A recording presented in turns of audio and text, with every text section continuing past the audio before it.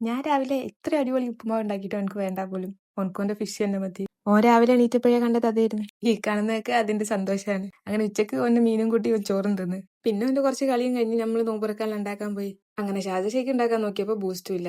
വേറെ ഓപ്ഷൻ ഇല്ല. ഓനെയും കൂട്ടി താഴെ പോയിട്ട് ബൂസ്റ്റ് വാങ്ങിച്ചിട്ട് വരികയാണ്. അങ്ങനെ ബൂസ്റ്റ് മേടിക്കാൻ പോയ ഞങ്ങള് 2-3 സാധനം മേടിച്ച് തിരിച്ചു വന്ന്. ഇനിയിപ്പം ചെരുപ്പ് നേരെ വെക്കാനുള്ള കഷ്ടപ്പാടാണ് ഈ കണ്ടോണ്ടിരിക്കുന്നത്. ഓനത് അവിടെ വെക്കുമ്പോഴത്തേക്ക് നമുക്ക് പോയി ഷേക്ക് അടിക്കാം. ഇത് ഓന്റെ വക അരി പരത്തലാണ് കേട്ടോ. ഞാൻ അതിന്റെ ഇടയിൽ ഒരു ഐറ്റം പരീക്ഷിച്ചതേനും, പക്ഷെ കൊള്ളായിപ്പോയി. എന്ന് വെച്ചാൽ നമ്മൾ തളരാൻ പാടില്ല. നമുക്ക് നമ്മളെ സാൻഡ്വിച്ച് ഉണ്ടല്ലോ, സാൻഡ്വിച്ച് ഉണ്ടാക്കാം.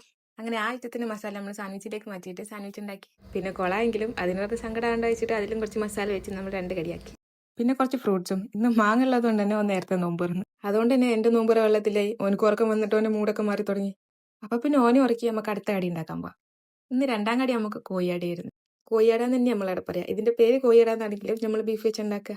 അതാണ് ഇതിന്റെ പ്രത്യേകത.